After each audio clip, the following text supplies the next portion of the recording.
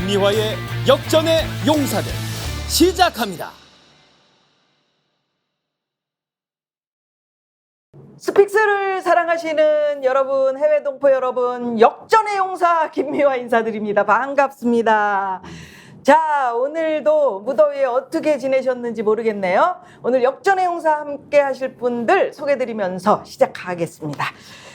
먼저 노영희 변호사 나오셨고요. 네, 안녕하세요. 반갑습니다. 네. 그 옆에 변희재 대표 네, 나오셨고요. 안녕하십니까. 네, 김종대 의원님은 지금 막 이제 조금 이따 들어오신다고 마이크 차고 이제 들어오실 겁니다. 오고 계세요. 더위에 어떻게 지내셨는지 궁금해요. 네. 네, 누구요? 말씀하십시오. 네, 변희재 대표.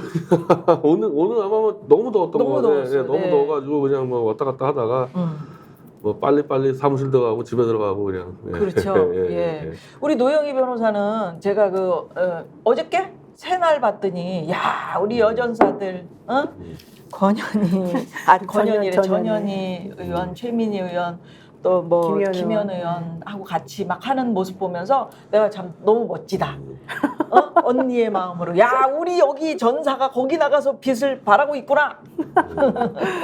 어때요? 재밌어요?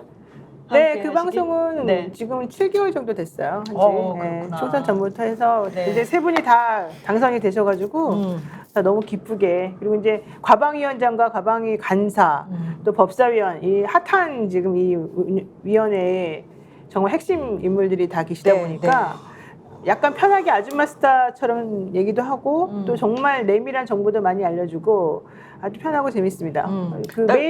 매일은 아니죠. 화요일 날 밤 8시 40분부터 9시 40분까지 새날에서 제가 진행을 하고 있는데요. 그래서 제가 사실 역전의 용사들이 시간이 갑자기 바뀌는 바람에 화요일에 못 나옵니다. 맞아요. 네, 여러분 근데 너무 죄송합니다. 우리 노영희 변호사가 여기서는 종달새처럼 이렇게 말을 잘하는데 거기선 진짜 입도 뻥끗 안 하더라. 아니요. 말 많이 하는데 거기 많은 분들이 그냥 와다다다 그냥 해버리시니까 저는 그분들의 입을 막아요. 입을 막아. 그게 나의 역할이에요.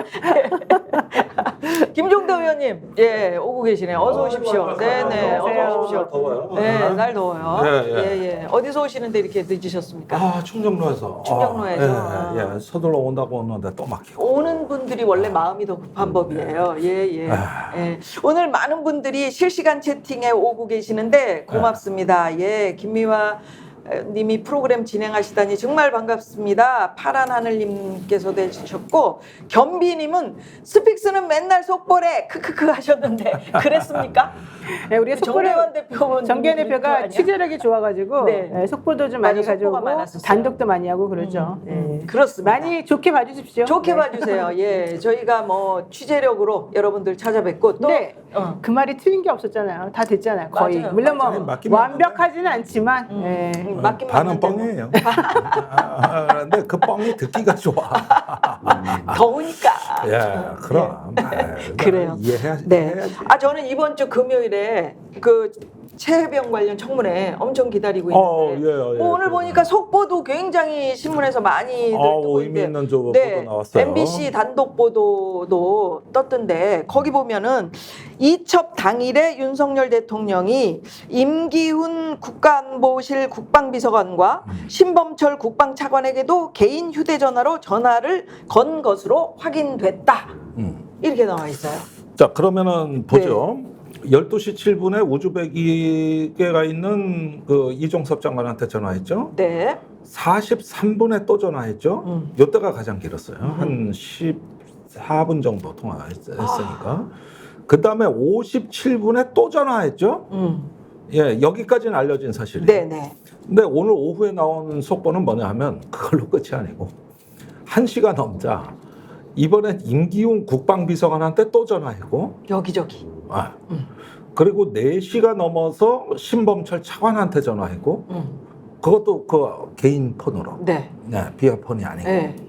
아니 하루 종일 이랬다는 거예요. 그러니까. 아니 그리고 근데 같은 시간대에 저기 이시원 공직기강 비서관이 여기 통화한 인물하고 또 통화를 다 하고 아니 북한군이 뭐 연평도 쳐들어왔대요. 뭐 왜 이 난리야? 왜 난립니까? 완전히 이날 아주 난리가 난 이게 거지. 난리가 난 게 제가 광란의 하루라 그랬는데 아는 거 이상이었는데 이쯤 되면은 이거 심리 치료 한번 받으셔야 돼요. 아는 거 이상이라고 하시면은 우리 김종대 의원도 모르셨어요. 기존의 이런 통화 기록만 갖고도 웬 광란의 그렇지. 하루였어 이랬는데 더 있더라고요. 아니 근데 그러니까 이 정도면은 이건 뭐 심리 치료 받으셔야 된다. 초현실적 상황이에요. 제가 그래, 이상하게 초현실적. 생각하는 거는 그 8월 2일 날 4시 21분부터 네. 신범철 국방부 차관에게 전화를 했다는 건데요. 21분 25초부터 10초간 전화를 했대요.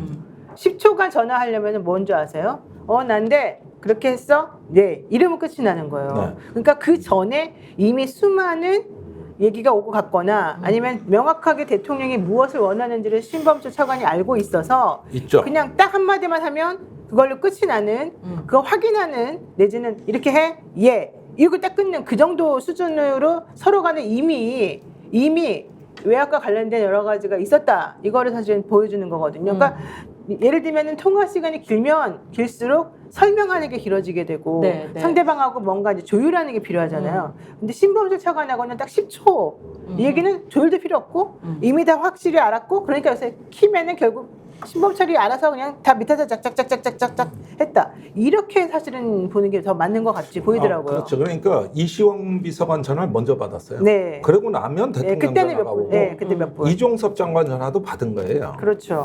그런데 8월 3일 날 이 전화의 효과를 짐작케 하는 장면이 하나 있어요. 이건 아직 언론에 안 나온 네. 부분인데. 요게 속보지.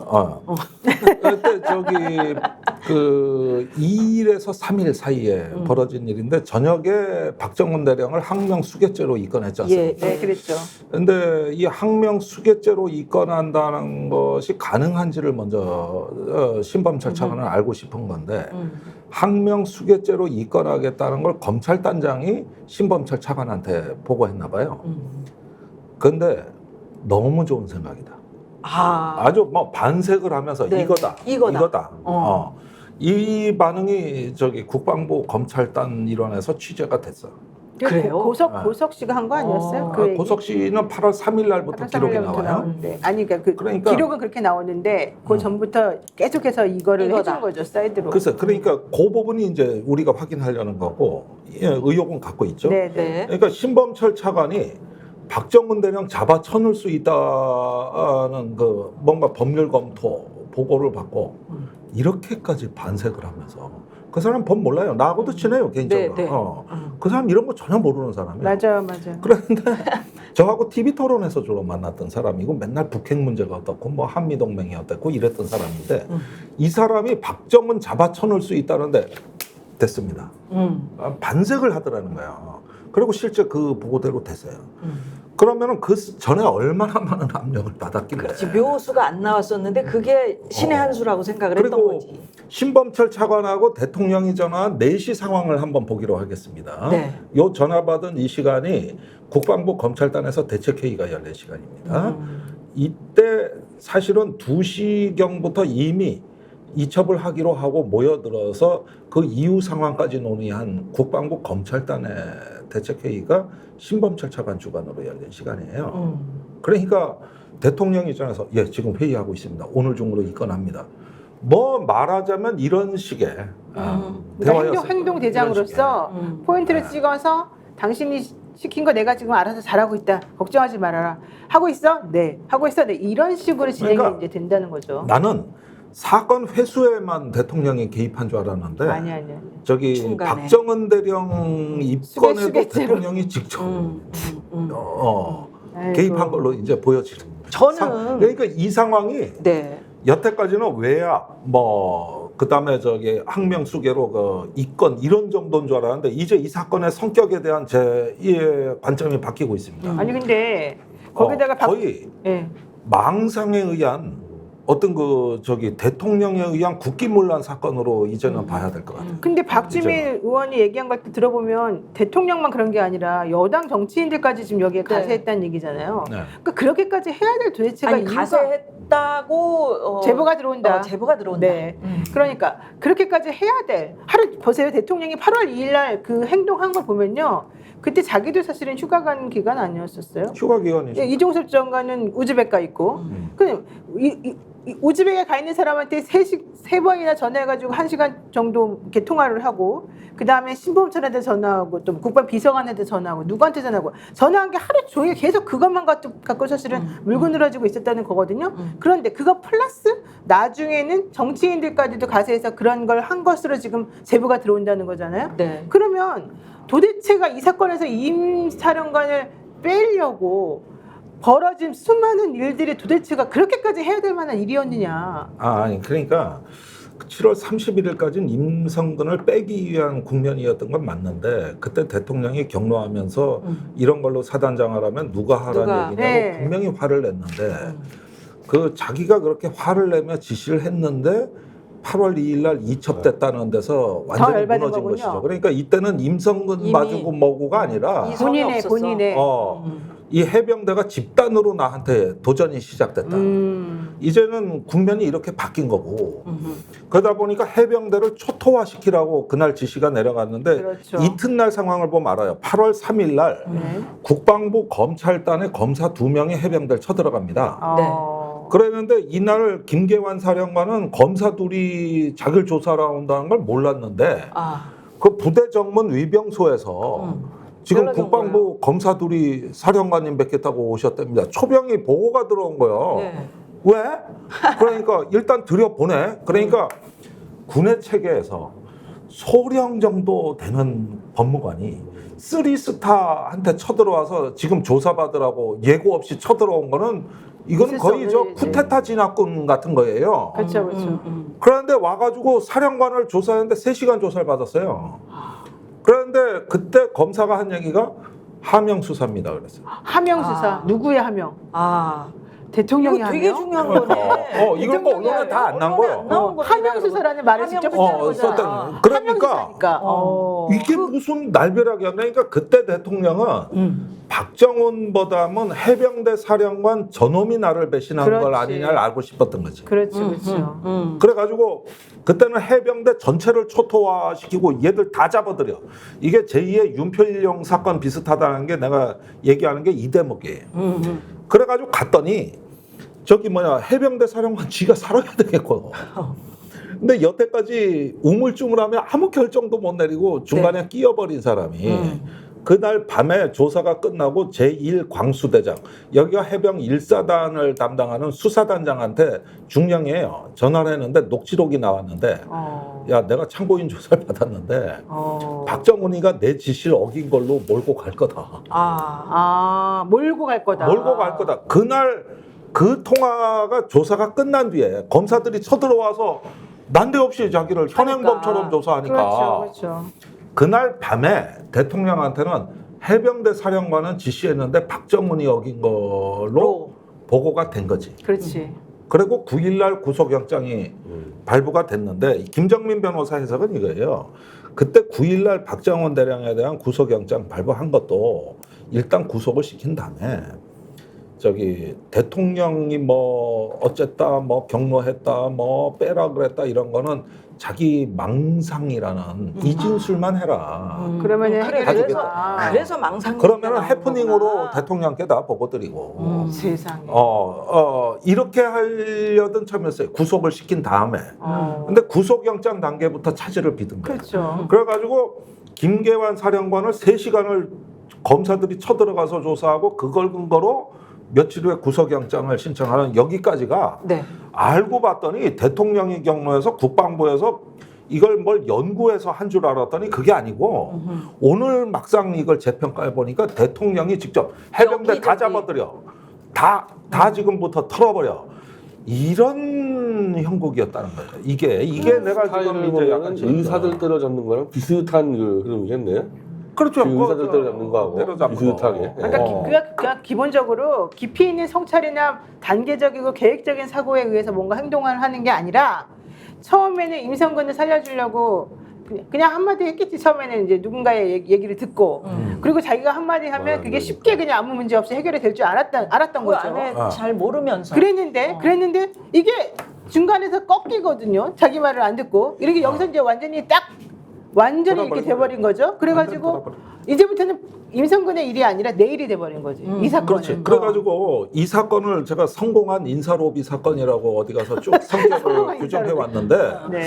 가만히 보니까 성공한 인사로비 사건은 이 사건의 절반도 안 되고 아이고. 대통령의 극대노로부터 시작된 대통령 본인에 의한 그렇죠. 해병대 초토화 및 국기문란 사건이다. 대통령의 이제 국기문란. 사건의 이 성격을 거기다가 피해망상도 있고. 피해망상. 그러니까 금요일에 청문회가 얼마나 재밌겠냐고요. 그게 약간의 그랬는데 자격지심이 있는 안 거지. 청문회가 이제 이런 것들이 청문회 앞두고 오늘 막 단독 기사가 막 까진 나오잖아. 거거든요. 네. 그러면은 이 청문회가 어떻게 변질이 되냐 하면은 여기서 이제 대통령을 방탄하려는 사람은 금요일 날 거의 없어지고 안 나온대잖아요. 안 나오는데 뭐. 아니 반은 나와. 국힘 의원들이 국힘 안 나온다 아니 그랬대요. 안 국힘의원인 얘기가 아니라 증인들. 증인은 그렇죠. 네. 왕창 나오지. 국힘은 나오든 안 나오든 이제 중요성이 상관없어. 없어.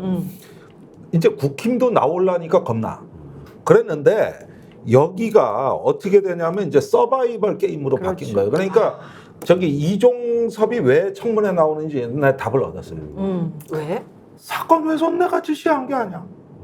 그러니까 자기는 모른다 이런 얘기를 청문회 나와 하면은 의원들이 벙 찌는 게 보니까 장관 지시가 아니었다 이거지. 그러면 그 윗선이지. 그건 모릅니다. 그러니까 즉 다시 말해서 이제 대통령 안 지키겠다는 거예요. 이종수 장관은 시종일관 그 문제는 일관적이지 않았나요? 그것도 회수, 그렇고 회수는 저희가 관여하지 않았다고? 이게 회수도 그렇고 박정훈 입건도 그러고 그다음에 저기 뭡니까 그 항명죄 입건도 그러고 다 자기가 한 게 아니고 심지어는 정종범 해병대 부사령관이 왜 10가지 지시 받은 거 그것도 자기가 아니라는 거야. 이게 그러면은 어떻게 되는 거냐 하면은 전부 이제 위로 떨구고 자기는 빠져나가는 거야. 이게 그래서 이종섭에게 중요한 청문회가 됐는데 네. 그동안에 이종섭이가 거짓말한 게 되게 많이 드러났잖아요. 네. 근데 그동안에는 거짓말을 하더라도 걸리지 않아요. 왜냐하면 피해자나 이런 사람들은 수사관이 진술하는 것에 대해서 거짓말해도 처벌받는 조항이 없어요. 그런데 실제 그 이후에 나온 여러 가지 그런 뭐 수사나 기록이나 아니면 뭐 여러 가지 기자들이 밝혀낸 걸 보더라도 또 대통령실에서 말한 걸 보더라도 다 반대로 혹은 거짓말인 걸 이제 드러나니까 이거를 본인이 이제 해결을 하고 싶은데 털고 싶은데 이번에 국회 입법청문회 가면 선처를 할 수밖에 없잖아요. 그래요. 현실적으로 거기서 만약에 거짓말을 하게 되면 거짓말한다. 이제 위증죄가 될 수 있고 큰일이 나잖아요. 그러니까 이 사람이 여기서 아까 말씀하신 것처럼 그렇게 이제 모른다로 일관을 할 가능성이 이제 매우 크고 이렇게 되면 여기서 임성근의 입장하고 저는 김계환이 안 나오는 게 가장 안타까워요. 자 이것도 김계환이 내가 나와줘야 돼요. 김계환도 난 이해가 가는 거야 이제. 그렇지 바로 그러면. 이제 안 나오는 걸로 할 자 수밖에 이래 없지. 보니까 8월 2일 날 보니까 김계환이 보니까 이건 대통령이 완전히 미친놈이다. 그렇지. 거기까지 말하기 진짜로. 그렇게 말하겠지. 아니 그러네. 우리가 동의하지 내가 말아야 그대로 돼. 리얼하게. 그러니까 어떻게 되는 거냐 하면은 순화시켜주세요. 내가 이제 불었다가는 저기 뭐냐 이거 사실 이거 이첩의 불법은 없고 이거 더 이상 수사에게 임하기만 하면 해병대 전체가 초토화돼. 그렇죠. 그럼 저기- 머릿속 생각은 얘기하실 수 있잖아. 그러면은 내가 아니야, 아니야, 쓰리스타 아니야. 해병대 사령관인데 나부터 이제 보직해임 이건되기 시작하게 되는 건데 이거는 아마 한국 헌정사에 12.12 쿠데타 이후로는 어느 한 군이 착살나는 거는 처음 있는 일인데 그렇죠. 두려웠을 거야. 그러게. 이게 이 상황이 두렵다 보니까 일단 박정훈이가 십자가를 져라. 그리고 처음에 경북경찰청에 이첩을 할 때도 나는 김계환 사령관의 그 생각은 역할 분담이었던 것 같아요. 윗선의 압력은 내가 막을 테니 이첩은 네가 결심해서 해라. 이런 식으로 돼 있는데 일이 상상을 초월하는 커졌죠. 정도로 커졌죠. 커져버리니까 네. 안 되겠다. 일단 박정훈으로 떨구자고 마음을 바꾼 거야. 근데 이게. 그래도 김계환이가 가장 저는 포인트였다고 보는 게 이종섭하고 임성근 같은 사람들은 그래도 자기를 뭐 지키든 뭐 대통령을 지키든 어쨌든 진실을 말을 안 할 가능성이 매우 큰데 네. 그리고 진실을 밝히는데 별로 도움이 안 될 가능성도 큰데 김계환은 아니에요. 고뇌했잖아. 그동안 드러난 걸 보게 되면 포인트마다 이거 아닌데요. 이렇게 하면 큰일 나는데요. 이거 직권남용인데요. 권리남용인데요. 이거 아니 이렇게 말한 게 다 드러나 있잖아요. 그래서 저는 이분이 그래서 나타나게 되면 유재은하고 이 사람하고를 집중 공격을 하면 그렇죠. 뭔가가 될 거라고 나는 솔직히 생각을 했어요. 그래서 내가 민주당의 법사위 의원들한테 이 사람들에 대해서 집중 공격을 해라. 이 공부를 해가지고 가서 이거를 이거를 떨궈주면 된다 이렇게 사실 얘기를 했었거든. 근데 김기한이가 안 나온다고 딱 그래버리는 거예요. 그래서 근데 내가 생각하기에는 그래도 좀 약간 양심과 약간의 좀 눈치 보는 것과 그다음에 조금 마음이 심지가 아주 그냥 굳건하지 못한 이런 사람을 공략하니 가장 좋은데 그게 김기한이 같단 말이죠. 좀 나아졌으면 좋겠어요. 그래서 야, 우리 저 김종대 의원이 이렇게 그 이 얘기를 이렇게 쭉 풀어서 우리가 알기 쉽게 설명해 주시니까 지금 시청하시는 분들이 막 뭐 굉장히 많이 들어오셨어요. 그래요? 네. 아니 그래. 한동안 유튜브 조회수 안 나오다가 오늘부터 모든 채널이 지금 아, 그래? 오늘부터? 대통령이 중앙아시아에서 돌아왔거든. 그러니까 유튜브 채널 조회가 다 올라가고 있어요. 그래. 근데 저는 바둑들 때 왜 개시원이 초읽기 하잖아요. 그것처럼 그 우리 임기훈 국방비서관 4분 51초 통화한 거 있잖아. 그게 시간이 얼마나 긴지 아세요? 초읽기 할 때 하나, 그렇지. 둘, 셋, 이게 3초야. 네. 제가 라디오 생방송 진행할 때 그때 그 해외 뭐 이렇게 특파원들 연결하다가 뭐가 기상 뭐 이게 전파가 안 좋아서 끊어졌을 때 있어요. 1분 동안 애드립을 하려고 그러면 엄청 힘들어요. 맞아요. 요새 가요도 아무리 길어도 4분이 넘어가질 않아. 그래서 내가 생각을 해봤어. 아니 4분 51초 동안 국방비서관하고 대통령이 개인 폰으로 전화를 했다. 그러니까 그 요거는 4분 51초에 우선 8도의 쌍욕은 다 나온 것 같고.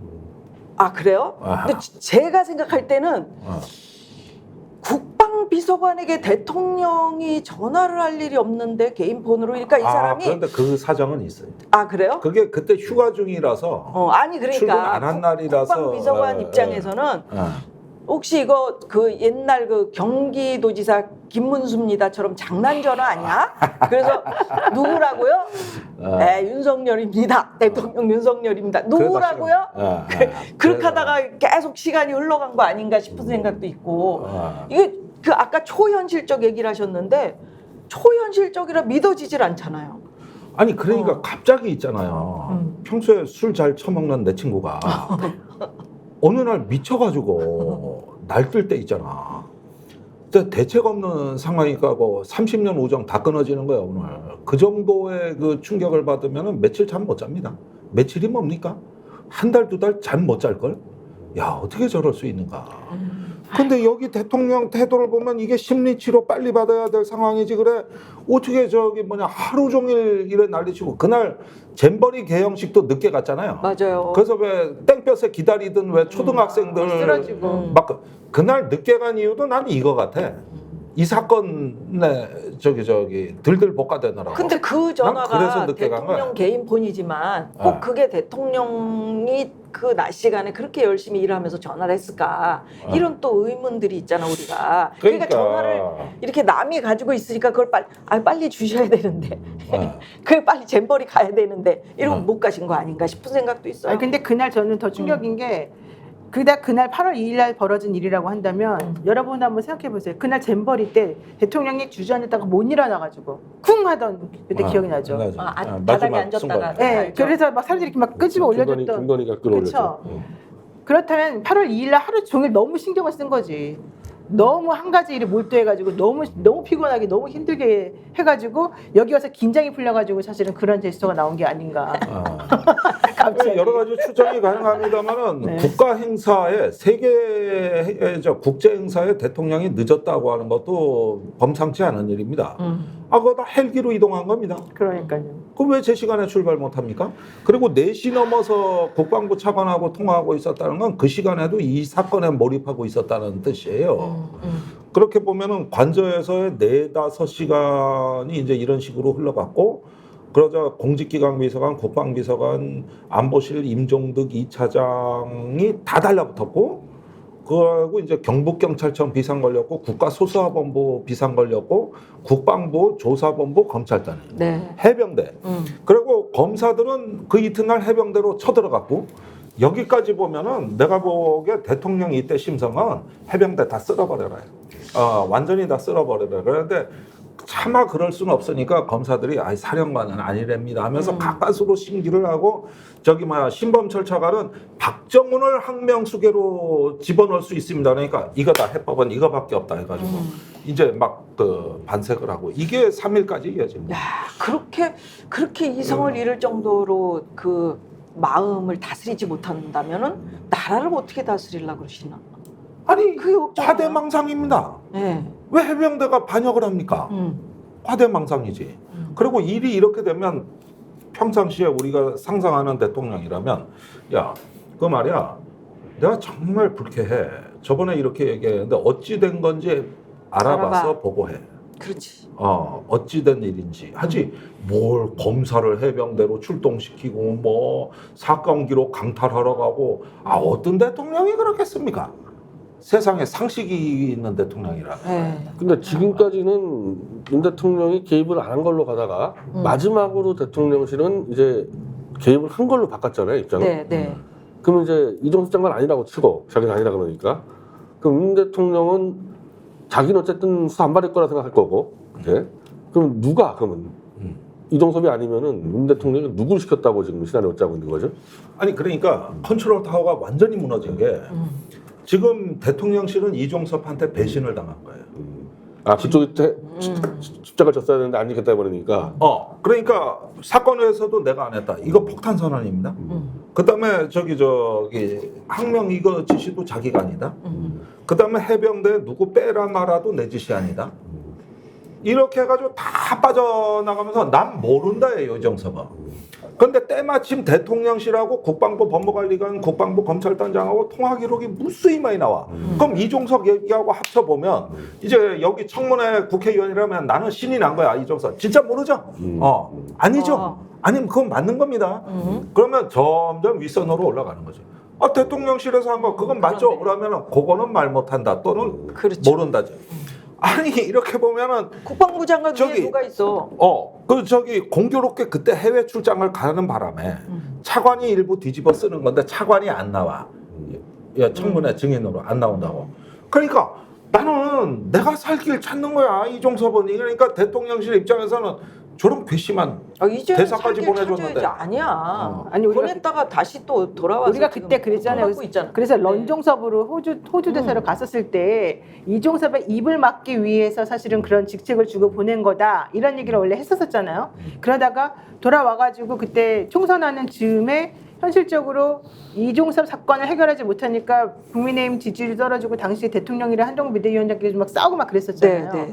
그리고 난 다음에 이종섭이가 호주 대사에서 아예 이제 그만뒀잖아요. 그래서 우리가 그때 방송에서 하던 말이 우리 기억나죠? 우리가 방송에서 뭐라고 그랬어요? 이종섭 이제 아무런 직책도 없고 아무런 것도 없는데 나중에 분명히 이제 여기에서는 자기가 빠져나오려고 뭔가 다른 말을 하게 할 거다. 된다. 그때 그렇게 얘기해서 이 자리에 앉아가지고 그때 지금 그 상황이 딱 그대로 나타나는 거예요. 우리가 예언은 바로 그대로. 근데 그 당시에는 신범철하고 임종득하고는 그래도 공천 줘가지고 될 만한데 붙여줘가지고 되겠거니 해서 그런 걸로라도 지키고 있었지. 네. 실제 이번에는 이제 이종섭은 끝이라고 하고 그 다음에 더 중요한 게 신범철이 근데 떨어졌단 말이죠. 떨어지고 난 다음에 윤석열 대통령과 같이 했던 그 당도 탈당을 벌였단 말이죠. 그래서 신범철 같은 경우도 이제는 이종섭과 같은 길을 걸어갈 가능성도 이제 생겼다는 거죠. 그러니까 까는 김에 목소리 그런 다 거지. 깠으면 좋겠어. 한부 변호사 따로 쓰고. 지금 다 지금 그러니까 따로 내가 자기 오늘도 저 동상이야. 민주당 의원들 만나가지고 쭉 얘기인데 네. 내가 의견을 쭉 물어봤어요. 이종섭, 임성근, 유재현이 순순히 나온다 그랬는데 국민의힘이 왜 못 나오게 차단하지 않았을까? 그렇죠. 그래, 바로 궁금하다. 그거죠. 왜 궁금하다. 놔뒀을까? 그러니까 전부 글쎄 그랬는데 제가 생각을 조심스럽지만 말씀드리면 네. 컨트롤 타워가 지금 무너진 겁니다. 자 보십시오. 누군 나오고 누군 안 나오는데 일관된 게 없어요. 지금 맞아. 국민의힘이 개입을 못하는 겁니다. 지금 이 상황에. 대통령실은 더더구나 못하고 통화 기록까지 다 들통나는 판인데 마음 놓고 청문회 하십시오. 저쪽은 이미 무너진 집단이에요. 그다음에 여기 나오는 저 사람들은 서바이벌 게임하러 나오는 겁니다.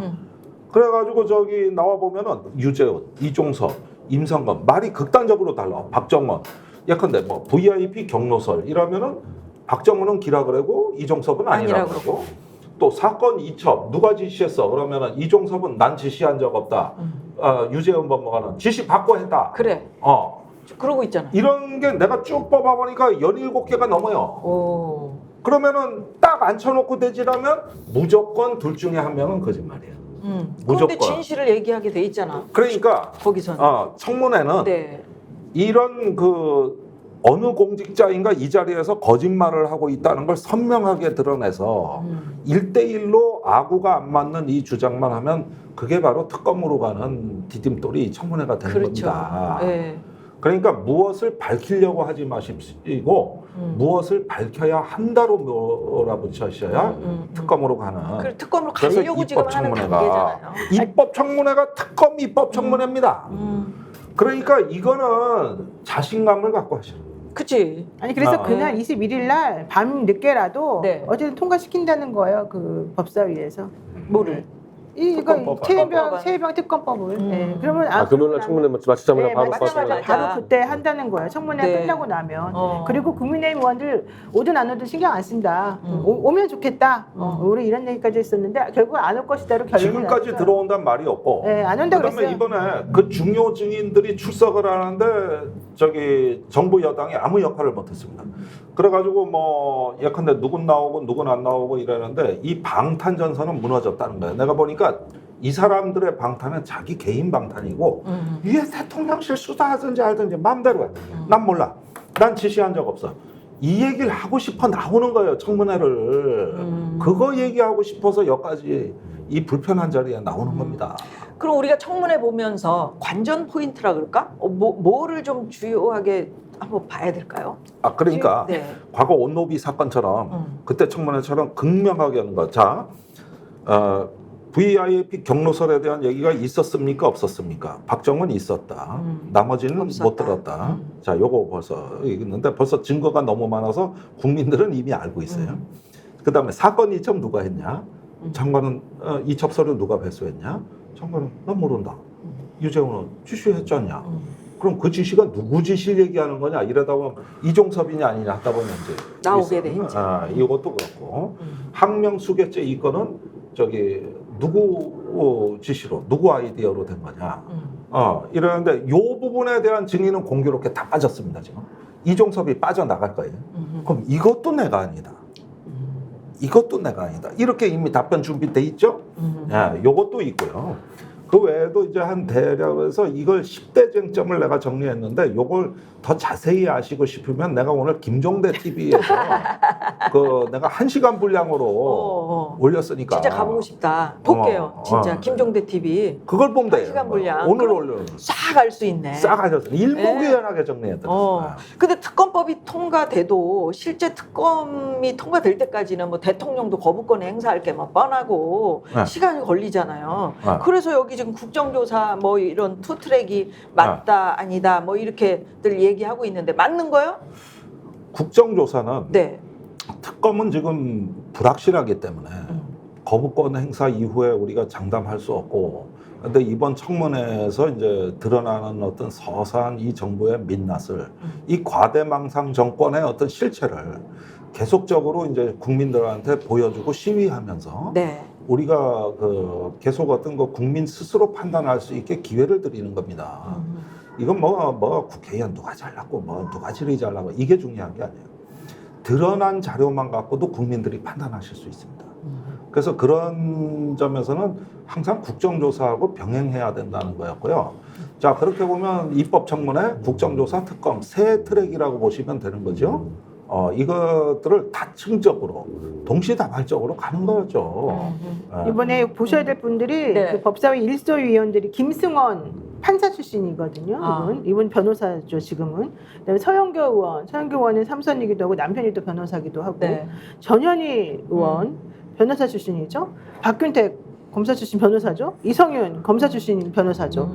이분들이 그냥 이번에 이종섭과 임성근을 이제 잡으려고 지금 준비를 다 해놨어요. 근데 원래 그 국민의힘에서 법사위에 여기에 배정이 되었던 사람이 김도읍, 유상범, 장동혁이거든요. 이제 이분들은 안 나온다고 지금 우리가 알고 있어요. 그러면 결과론적으로는 이 변호사 출신들이 지금 날아다니는 무대가 될 거고 여기에서 서로 역할 분담을 조금씩 해서 질문의 부분과 범위를 조금 달리할 거란 말이죠. 이거 보면 정말 무슨 하모니를 이루는 것처럼 얘가 나올 거고, 특히 여기서 박대령이 그동안에 이제 하도 정보들이 중구난방으로 이렇게 한 번씩 올라갔다 내려왔다 이러니까 사람들이 좀 헷갈리고 복잡스럽잖아요.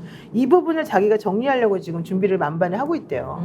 그래서 요거를 만약에 이 법사위에 있는 의원들이 제대로 이것만 체크만 해주면 아마 현실적으로 이번 청문회는 최상병 특검과 관련된 모든 것들을 제대로 알게 만드는 하나의 그냥 요약지처럼 될 것 같아요. 그리고 국민의힘 의원들도 좀 그 나오고 싶어하는 나와서 뭔가 활약을 하고 싶다. 안 뭐 나오고 이런 사람 싶죠. 없어? 아니 나오면 안 없어요? 되죠. 자기네가 독박 쓰는데 나오고 싶지 않겠죠. 아니 어디든 상임위에 좀 7개 있는 것 중에 좀 빨리 좀 권한쟁의 해서. 심판까지 했는데 예? 권한쟁의 심판까지 선고해서 이번에 글쎄, 이번에 많은 배부정하는 그래도 거는 속은 그런데. 아닐 거 아니에요. 불안하죠. 네, 불안해. 아니 그러니까 지금 이게 국민의힘은 자기네가 아무런 통제력도 발휘 못한 상태로 속수무책으로 가는 판이에요. 이게 얼마나 위협적입니까? 난 지금 큰일 났다고 봐요, 그 당아. 네, 네. 그래서 국회 상황도 좀 짧게 봐야 짚어보겠는데, 됩니다. 예, 네. 원 구성하고 관련해서 뭐 법사위에서 나온 소식, 우리 변희재 대표. 또 얘기하고 속보가 또 나왔는데 네. 이게 재밌는 게 나왔는데 네. 오전에 나온 거 어제 밤에 나온 거는 법사위에서 검사 사인을 탄핵 들어가겠다.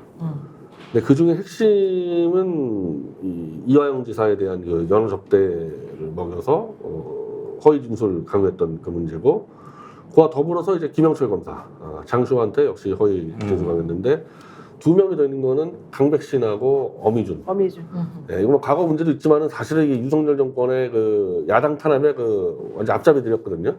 그래서 4명을 이제 검사 탄핵한다 그랬는데, 지금 들은 속보는 이 검사 탄핵도 청문회를 통해서 하겠다고 해서, 네, 원래는 지금까지는 그냥 탄핵을 했는데 지난번에는 다 불러내겠다는 거야. 그러니까 쌍방울에 김성태, 이화영 검사 다 불러내고 장시호, 김영철 다 불러내고, 그러니까 이제 좀 야당이 어차피 여당이 보이콧하면은 할 수 있는 거는 청문회밖에 없구나. 그래서 와장창 불러내가지고 여론전하면서 이제 특검이나 이제 탄핵으로 가는 그런 전략을 쓰는 것 같아요. 네. 그러니까 지금 이 박상용 씨가 수원지검 부부장이잖아요. 네. 이 사람이 이화영 부지사에게 허위 진술을 강요했다는 혐의를 지금 받고 있거든요. 그리고 어미준 검사 같은 경우에는 지금 부천지청장이거든요. 이 사람 같은 경우에는 한명숙 전 총리 그때 사건 때 재소자들에게 위증을 시켰다는 그런 지금 얘기가 있어요. 그다음에 강백신 이 사람은 성남지청의 차장검사거든요. 이 사람은 이제 김만배랑 신앙님 사건에서 압수수색하면서 또 이렇게 위법하게 했다 이거예요, 검사로서. 그래서 이제 이 세 사람 플러스 아까 말한 김영철까지 해서 4명에 대해서 지금 탄핵을 추진하겠다라고 하는 게 지금 민주당의 입장이고요. 그렇지만 사실은 지난번에 우리가 탄핵했던 사람 3명 기억나시죠? 이정석 검사라던가 안동훈이라던가 뭐 이런 사람들. 뭐 안 됐잖아요. 네, 안 된 사람 1명밖에 없고요. 그것도 5대 4였기 때문에 나머지 2명에 대해서는 좀 기대를 해볼 수가 있어요. 그리고 오늘 그 말씀드린 박상영, 어미준, 강백신 이 사람 김영철까지 사실은 탄핵하면서 그렇게까지 기대를 민주당은 안 하지만 제가 봤을 때는 이 어미준 같은 경우에는 사실은 저는 기대를 해봐도 좀 될 것 같아요. 어미준 같은 경우는 한명숙 그 총리의 재소자 위증 사건이 재소자만 위증시킨 게 사실 아닌 것으로 제가 알고 있어서 아마 이 사람이 좀 빠져나가기가 좀 어려운 부분들이 좀 있어 보여서 이들 중에서 한 명만 만약에 검사 탄핵이 인정이 되잖아요. 그러면 검사들이 물이 완전히 달라집니다. 이렇게 위법하게 하면 안 된다. 이거를 사실은 확인할 수가 그러니까 있거든요. 한 명이라도 네, 제대로 탄핵이 제대로 네, 네. 된다면은 물이 완전 갈릴 거다. 그분들 달라지죠. 되면 이제 네. 4명은 다 이제 직무에서 정지가 되고, 사실 이 사람들이 이 윤석열 정권의 검사 앞잡이 역할을 아주 나쁜 일들 많이 했던 사람들이니까 직무 정지만 되는 것도 커요, 사실은. 그렇죠. 그리고 김영철 건은 이미 공수처가 수사를 개시했기 때문에 이 수사가 되는 상황에서의 이 탄핵이니까 만약에 탄핵이 되면 수사도 빨라질 겁니다. 그래서 김영철 건은 이미 녹취도 있고 뭐 증거 증명도 있어서 김영철도 뭐 저는 뭐 충분히 탄핵시킬 수 있다고 생각합니다. 네, 그건 이제 또 지켜보기로 하고요. 그 추경호 국민의힘 원내 대표가 법사위하고 운영위원장 1년씩 번갈아 가면서 하자.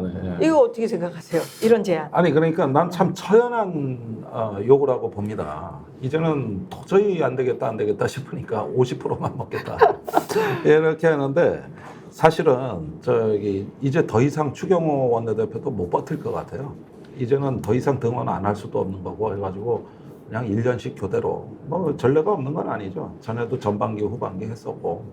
근데 일단 제가 보기엔 이런 방법이고, 법사위를 포기하고 운영위만 받겠다 이런 안도 사실은 구상할 수 있어요. 추경호 원내대표 입장에서. 그런데 이 정부에서 벌써 탄핵 얘기가 나오는데 만약에 국회에서 탄핵안이 발의되면 헌법재판소에 가서 설명해야 되는 사람이 국회 법사위원장입니다. 그럼 지금까지 뭐 김건희 특검, 뭐 최상병 특검은 그렇다 치고 나중에 이게 일이 커져가지고 완전히 어떤 탄핵 정국이라도 되면은 법사위를 놓치면 아, 그건 말이 안 돼요. 일종의 네.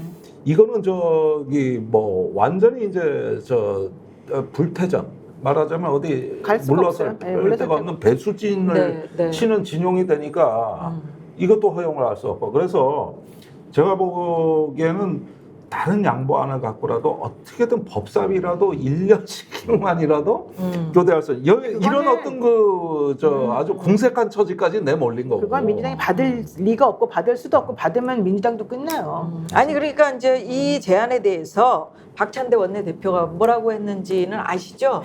그 윤석열 대통령이 1년 동안 거부권 행사하지 않겠다라는 조건이면은 뭐 생각해 볼 수도 있다. 그러니까 자기는 안 그래서 받겠다는 뭐 그 장군의 먼군으로 하는 거죠. 둘 다 그냥 실현 장군 가능성이 먼군. 없지 뭐. 그렇지, 야, 맞아. 이렇게 하면은 서로 그 상대방이 받아들일 수 없는 조건을 제시하면서 협상하겠다는 전형적 판깨기 상호 판깨기 전략이 되는 것이죠.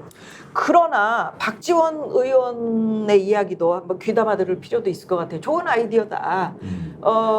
1년 정도 속도감 있게 우리가 간다면 이거 이 제안도 뭐 받는 것도 나쁘지 않다 이렇게 얘기하셨거든요. 박지원 의원도 말 바뀔 거예요. 박지원 바뀔 것 의원한테 같아요? 왜냐하면 박지원 의원한테 민주당 지지자들이 막 욕을 하고 있어요 지금. 아니 근데 그래요? 이거는 아니 저기 아니 난 이렇게 생각하는데 지금 이것도 지지층들도 이건 고도의 정치행위이기 때문에 원내가 결심하고 지지층을 설득해야 되는 문제죠. 만약에 그렇다면 예, 그게 그런데 방법이라면 저는 저는 그거 생각해볼 반대예요. 여지가 네. 있다고 보는 게 일단은 국회 첫 해에 국회 운영위 법사위를 민주당이 모두 맡고 그러면서 1년 동안 어떤 중요한 법안들을 처리하고 1년 안에 좀 속도전을 가하고 그 다음에 1년은 좀 숨고르게 할 수도 저는 있다고 봐요.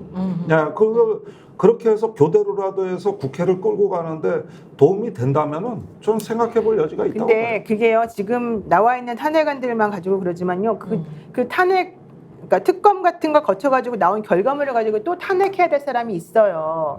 그래서 지금 법사위 1년 하자, 운영 1년 교대하자 이거를 받으면 아까 말씀하신 것처럼 법사위원장이 제대로 된 역할을 할 수가 없어요. 내년에 벌어질 사건에 대해서는. 네. 근데 지금 우리가 보기엔 내년에 벌어질 사건이 중요한 게 있어요. 그래서 이번 특검들을 김건희 특검하고 최일병 특검하고가 끝나면 올해 말쯤 끝나거나 이게 통과됐을 때 전제로 네. 어쨌든 뭐 거부권이든 뭐든 해서 그거를 다 극복하고 통과됐다고 치면 올해 말이나 내년 초에 그게 결론이 나오는데 뭔데요? 그 특검의 결과물이 뭔가 나올 거잖아요. 뭔가 네. 우리는 모르지만 중대한 그러면은 그 중대한 결과물 때문에 연결되어서 또 뭐 탄핵을 해야 된다라는 주장이 나올 만한 사람들이 있단 말이에요. 그럼 내년에 가가지고 그때 법사위원장이 만약에 국민의힘이다.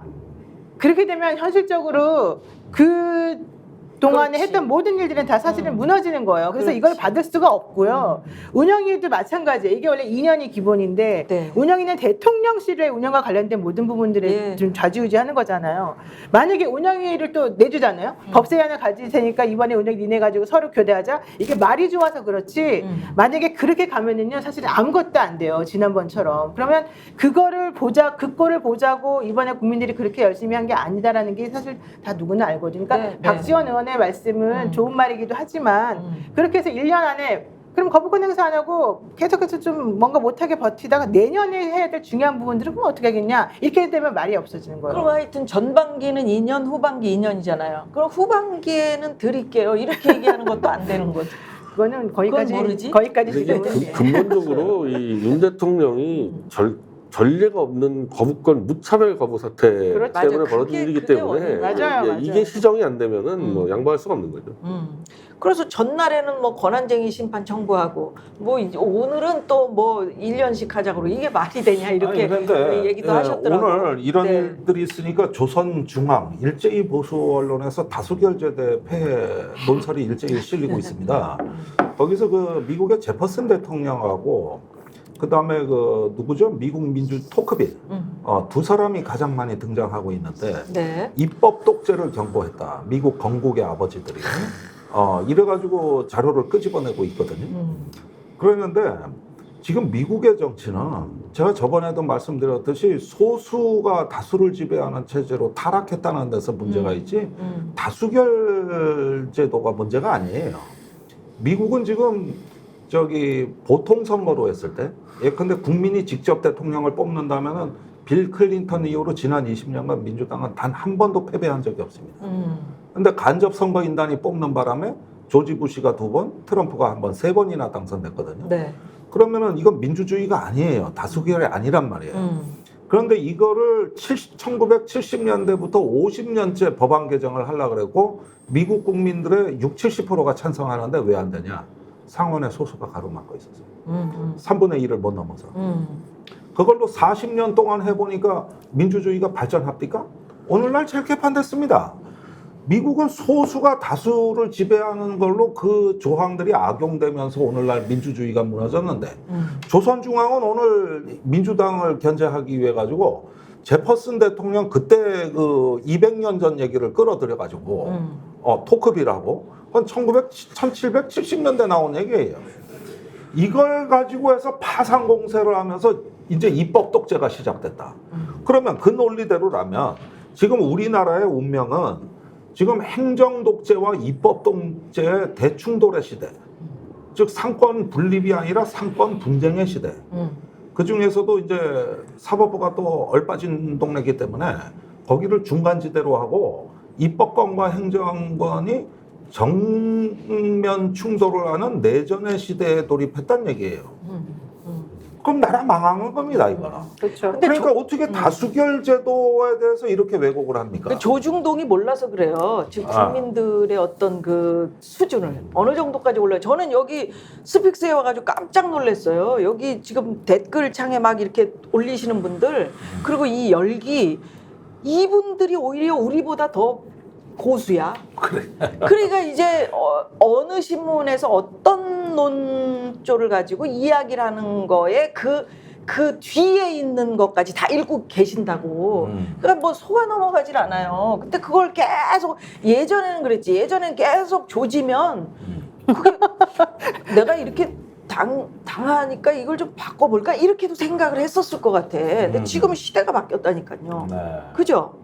어떻게 그러니까, 생각하세요? 야, 그런 면에서 너무 똑똑해진 유권자들이 완전히 이제 지능사회 유권자가 출연한 거기 때문에 아니 왜냐면 우리 단순히 컴퓨터 한 대씩 정보로 다 가지고 부정한 게 다니는데. 아니라 그래.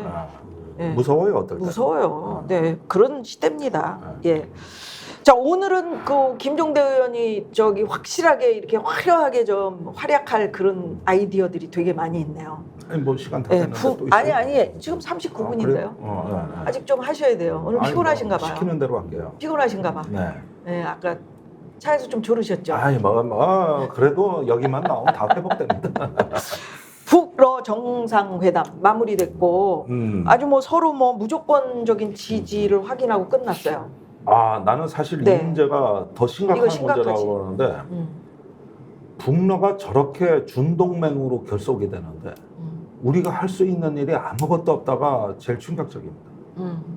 그동안에 노태우 대통령 이후로 7명의 대통령이 거쳐갔습니다.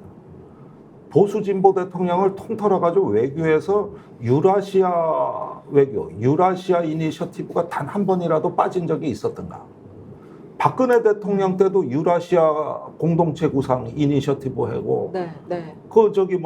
우리가 북한을 넘어서 저기 대륙으로 가는 경영의 안목들이 다 있었고 그랬는데 어제 푸틴이 와가지고 새벽에 오늘 와가지고 그 김정은하고 오늘 얘기하는 걸 가만히 들어보니까 유라시아 안보 경제 협력 평등하고 안보를 도모하는 공동체를 만들겠다는 거예요. 이건 원래 한국이 북한은 꿈도 못 꾸는 얘기를 한국이 했던 얘기를 지금 북한이 하고 있고 그런 다음에 이제 한러 관계보다 더 격상된 양국 관계를 문서를 체결했다는 얘기인데 네, 조약을 맺었다. 우리가 할 수 있는 일이 아무것도 없다는 거야. 우리가 할 수 있는 일이.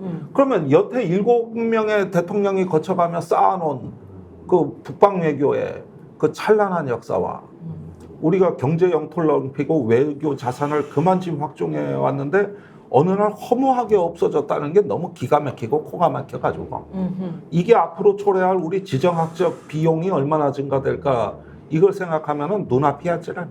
그래. 그런데도 할 수 있는 일이 아무것도 없다는 거야. 아니 근데 저는 예. 이 지점에서 조금 이상했던 게 아니 중국은 북한하고의 관계가 아주 친밀하잖아요. 근데 어떻게 중국이 그 푸틴이 지금 북한으로 가는 길목에서 우리하고 회의를 해요. 그건 또 내가- 무슨 포석이 있는 거야? 아니 그건 오늘 저기 김성환 전 안보실장이 얘기를 참 네. 잘하던데. 네. 그 러시아가 남하가 시작되니까 이때는 빨리 중국하고 대화해서 견제해야 됐다는 논리. 윤석열 정부의 안보실장 했던 사람의 얘기입니다. 그러니까 이게 1905년 질서로 돌아가는 거예요. 지금 러시아가 남하하고 있으니 중국하고라도 빨리 대화해서 저 견제하자인데 공교롭게도 이게 한중 관계에서 말이 통할 의제예요. 아 그래요? 중국이 북러 밀착을 굉장히 견제하고 견제하고 있잖아요. 러시아가 강대국이 되는 게 싫어요, 중국은. 그러다 보니까 유일하게 요 분야가 한중 간에 지금 말이 통하는 그래서 그렇구나. 부분이고 그런데 중국은 이런 부분에 한국하고 은근히 말은 통하지만 더 중요한 문제가 대만 문제 건드리지 마, 남중국해 건드리지 마. 이게 아직은 저 걸림돌로 있는 것이죠. 그러니까 일경 가까워지면서 일경 견제하는 거고 그러나 러시아가 남하하는 건 싫고 이게 중국 입장입니다. 그 어정쩡해요. 어정쩡하게 있더라고요. 어정쩡해. 네. 지금 1905년의 질서가 부활하고. 근데 이번 건은 우리나라 같은 경우는 소련 해체 이후 러시아하고 단 한 번도 트러블 생긴 적이 없었거든요. 그러니까 막 복잡한 구도로 가더라도 러시아는 그래도 적당히 좀 우리 편인 좀 있었죠. 그거는 좌우 정권이 어떤 정권도 마찬가지였는데 이거 그냥 날려 먹었어요. 아무 이유 없이 날려 먹었어요. 아무 이유 없이. 그러니까 뭐 러시아를 우리가 버리면서 뭘 중국을 취했다나 이게 아니고 그냥 날린 거예요. 그냥 아무 이유 없이. 우리는 중국도 잃어버리고 러시아도 잃어버렸죠, 사실은. 윤석열 대통령이 대통령 되면서 가장 나쁘게 한 게 미국하고 일본에게 뭔가 엄청나게 읍소하는 듯한 행동을 취하면서 중국과 러시아를 그냥 아예 내팽개쳐 버렸던 게 가장 큰 페이착이죠, 솔직히 말하면. 아니 사실은 올해 초만 해도 네. 러시아가 손을 내밀었었어요. 작년에 그때. 이제 보스트니크에서 김정은 푸틴 대통령이 만나서 정상회의 한 다음에 우리 측에 차관을 보내서 설명하겠다 그랬어요. 네, 맞아요. 네, 맞아. 북러 간의 정상회담한 내용을 설명하겠다 그랬는데 우리 정부가 오지 말라 그랬어요. 그러니까. 도대체가 아니 우리가 쫓아가서라 멱살이라도 자꾸 물어봤어야 돼. 그걸 왜 안 받느냐고. 그런데 이게 양국 간의 그동안의 관계를 생각해 보면은 그러면서 이제 러시아가 차마 한국에 대해서 이게 무슨 배신하고 이런 수준까지는 안 가려고 몇 차례 사인 보낼 때 안 받았고. 맞아. 그러면서 지금 또 북한 문제가 있고 하니까 올해부터는 또 이두저도 아닌 어정쩡한 상태가 돼가지고 우크라이나에 살상 무기도 안 보냈어요. 네, 네. 그러니까 러시아가 이렇게 된 거예요. 한국하고는 친하고 싶다. 러시아의 살상 무기 그 우크라이나 안 보내줘 감사하다. 근데 우린 북한 갈 거야. 그러니까 뭐 완전히 병 주고 약 주고 하는데 가만히 앉아서 받기만 해요. 아니 근데 이렇게 이제 그 아까 이제 사인 얘기를 하셔가지고 정치인들이 뭐 어떤 행보를 하거나 뭐 어떤 몸짓을 하거나 어떤 얘기를 할 때 그것이 바로 정치적인 메시지인데 푸틴이 북한에 1박 2일로 가겠다고 했다가 하루만 당일치기로 갔다 온 건 한국의 어떤 사인을 시그널을 준 것이 아니냐 이런 해석을 하는 사람들도 있던데 그건 뭐 어떤 제스처일까요? 그런데 그거 아니 뭐 궁금한 게 많으신데 네. 그 일단은 북한인에 대해 가지고 완전히 어떤 그 판을 바꿀 정도로 큰 협력을 한다면은 하루 한나절 갖고는 안 되잖아요. 모자랍니다. 네, 네. 근데 이거는 북한도 어제 밤에 올 줄 알고 원래 행사를 준비했다가 새벽 2시 반에 들어왔어요, 푸틴이. 원래 그 사람 약속 안 지켜요. 아니 항상 그래도 맨날 늦어. 항상 그래, 늦어. 그래도 이거는- 김정은 위원장이 아주 뭐 예의를 다 하더라. 예의는 다 했지. 뒷짐지고 그 빨간 주단 위에서 서가지고 막 쫙 기다리는 모습 봐요. 근데 이거는 뭐 이전에 예고된 일정에서 또 뭔가 변덕이 생긴 것 같고 그렇게 보니까 상당히 어떻게 보면은 좋은 쪽으로 해석하면은 너무 중요하게 생각하지 말라는 메시지도 되겠죠. 그런 뜻도 있습니다. 아, 그런 뜻도 있겠네요. 네. 그 변희재 대표는 어떻게 보셨어요? 관심 많으시잖아요. 아 근데 저는 이번에는 그냥 별로 좀 그러려니 했어요. 그러려니 왜냐하면은 뭐 워낙에 이 지렛대가 없고 뭐 우리가 취할 지렛대가 없고 그냥 적당히 있다가 뭐 윤석열 내보내고 회복한다 생각해가지고 뭐 크게 그러면 안 들어봤습니다. 그 변희재 대표가 제일 그 좋아하는 아이디어로 제가 넘어가 볼게요. 이 얘기 잘하실 수 있어요. 별로 그 말씀을 안 하신 것 같아요. 그 주요 언론들이 미디어체 태블릿 PC 반론 보도하고 있다. 근데 지금 그게 이제 진행이 됐는데 그러니까 이게 이 태블릿 PC 이 신규 계약서 위조 문제인데 그러니까 그냥 검찰 기소대로 15개 언론사가 확 내서 우리가 이 계약서 위조된 증거를 언론사에 다 보냈죠. 언중이 통해서. 그러니까 위조된 게 맞으니까 이제 사실상 정정 보도를 나나 마찬가지 다 했는데 오늘 공소장이 날라 들어왔습니다. 그래서 너무 궁금했던 게 위조가 확정됐는데 사실상 민사재판에서 검찰에서 공소장이 날라왔는데 민사재판. 그러면은 우리가 위조됐다는 증거를 얼마나 많이 냈겠어요 검찰에다가. 그럼 최소한 결정적인 위조 증거들에 대해서는 공장에서 반박을 하면서 이 변희재는 허위사실 유포다 이렇게 와야 되는데 총 공소장이 6줄도 안 되고 그냥 위조되지 않았다 끝 이렇게 나왔어요. 아니 제가 명예훼손 사건으로 제가 얼마나 많은 거 그러니까 그럼요. 내가 주장한 핵심을 검찰에서 반박을 해야지만 공소가 되는데 없어요. 그냥 이거 위조되지 않았다 끝 믿어라. 근데 내가 이제 이 우려스러운 거는 지금 저만 그런 게 아니라 지금 아까 신학림 위원장 그렇고 지금 저쪽에 강진구 기자 강효미도 그렇고 서울의 소리도 좀 그러는데 이게 지금 4개 매체 그러니까 어찌 보면 윤석열을 끌어내릴 정도로 세게 때리는 4개 매체 뉴탐사 뭐 뉴스타파 서울의 소리까지 해가지고 한꺼번에 때려잡고 있어요. 이게 지금 한꺼번에. 그래서 이런 식으로 그냥 아예 그냥 무차별로 그냥 기소하고 무차별로 그냥 법원에서 영장 때려서 다 끝장내는 게 아닌가. 뭐 그게 성공할지 실패할지 모르겠는데 정말 이게 이 검찰에서 치밀하게 조사해서 영장 친 게 아니라 야, 얘 잡어. 그러니까 그냥 쓴 거예요. 그리고 이런 분위기잖아요. 이거 만약에 제가 재판 들어가면요. 판사도 거의 똑같이 나옵니다. 이러면은. 판사도 그냥 귀 딱 들어맞고 요걸 그대로 베껴서 판결문을 쓰니까 이건 지금 명백한 언론 탄압이에요. 이 공소장 자체가 언론 탄압입니다. 이건 지금. 그 아까 4개가 어디가 됩니까? 뉴스타파, 뉴탐사, 서울의 소리, 미디어치요. 지금 이미 신학림 위원장은 내 영장 심사가 들어가고 지금 거의 비슷한 방식으로 지금 딱 지금 조여 들어가는데 아주 공소장 보면서 내가 이거는 그냥 권력이 쳤구나. 이건 아무리 이거 그래도 이렇게 나올 수가 없는 거거든요. 변호사로서 어떻게 공소장은 원래 그렇게 나오는 거예요? 네. 어떻게? 이렇게 그냥 원래는 육하 원칙에 따라서 네.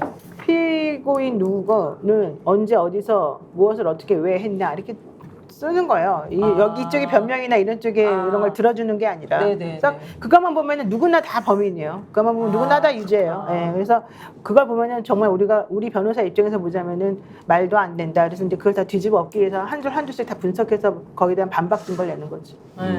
근데 지금 저렇게 돌아보면, 그러니까 제가 말씀드린 거는 그 포인트는 내가 주장한 핵심 메시지는 깨져야 된다니까. 그래야지 제가 반박을 할 거 아닙니까? 근데 없으니까 공소장에는 그렇게 안 내용이 되죠. 없으니까 그냥 나는 그냥 그대로 또 갖다 내야 돼요. 그냥 막 갖다 내면은 판사가 안 듣는다니까 이러면은. 판사가 안 들어버리고 그냥 그대로 판결하는 거예요. 그냥 아무 것 없이. 제가 이런 지금 민사도 몇 개 지금 최근 그런 게 있었는데 어느새 이제 제가 느낀 게 이제 더 이상 나는 내가 체험하는 이 나라는 문명 사회가 아니라는 겁니다. 글과 말로 통할 수가 없어요. 이건 도저히.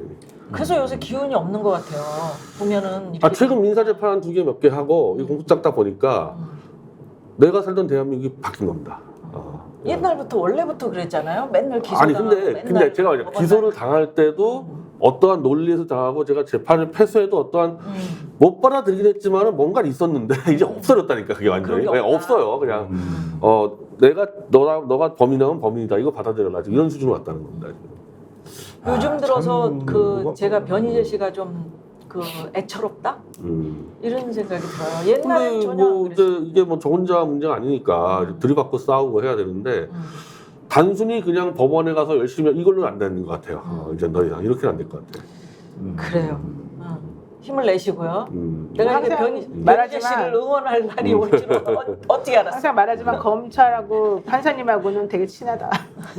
네. 그러니까 이게 검찰 개혁 얘기가 어느 정도 이제 끝나면 그 다음에 법원 개혁 얘기가 나올 겁니다. 네, 지금 그런 것 같아요. 그 순서대로 가는 것 같아요. 어디든 지금 다 참 답답한 구석이 굉장히 많죠. 아니 네. 그러니까 네. 그 이제 입법, 사법, 행정이라는 이 민주주의의 상권 분립의 기본이 어떻게 되냐면은 견제와 균형을 하라고 만든 제도인데 실제로는 적대와 혐오를 하도록 지금 이렇게 상권이 충돌하는 양상, 이런 식의 어떤 그 분열적인 양상으로 가는 상황이 저는 사실은 지금 국회에서 뭐 어디서 누가 이기느냐보다도 민주주의 회복이 이렇게 절실할 때가 있었을까? 국민의 가장 기본적인 표현의 자유와 그 다음에 우리 기본권을 이 상권이 지켜준다고 믿었던 거거든요. 네. 그런데 여기서 잠식하고 있어요. 나는 이 상황은 난 정말 이 국가적인 위기의식이 우리 기성세대가 있어야 된다고 나는 보는 거예요. 아유, 있죠. 기성세대들 많이 있죠. 아니 청년들이 요즘 이런 걸 보면은 아 저렇게 뻔뻔하게 살아야 성공하는구나. 이런 게 매일 나가고 배우면 있습니다. 안 이게, 되지. 이게 지금. 예, 그래서 부모가 우리가 앞으로 자식한테 뭐라 그럴 겁니까? 그러니까 이게? 잘 가르쳐야 이게. 되고 잘 배워야 돼요. 그래서 이게 있지 않습니까, 여러분? 우리 중고생들, 명문대 출신 온라인 1대1 화상 수업, 예, 탑 클래스 온리유, 예, 저희 프로그램 팍팍 지원해 주시는 광고 줍니다. 예, 이분들 많이 응원해 주시고요. 전국 1등 830명 전문 교사가 대기하고 있습니다. 상담 전화는 02-597-3960으로 상담해 주시고 정말 오늘도 무더위에 짜증나는데 우리 김종대 의원, 변희재 씨, 또 노영희 변호사님 계셔가지고 힘이 납니다. 힘이. 여러분 힘내시고 예 오늘은 좀 푹 좀 잘 주무세요. 네, 제 방 볼 생각하지 마시고 푹 주무십시오. 예, 역전의 용사 내일 뵙겠습니다. 역전의 용사들.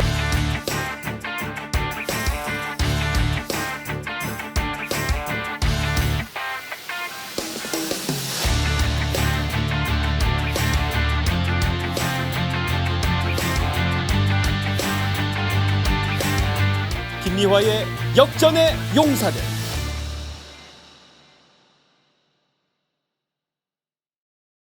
스픽스는 말하는 언론입니다. 대세는 유튜브, 그중에서 스픽스. 좋아요, 댓글, 구독, 알림 설정. 여러분이 저희를 사랑해 주시고 우리가 여러분을 사랑하는 4가지 방법입니다.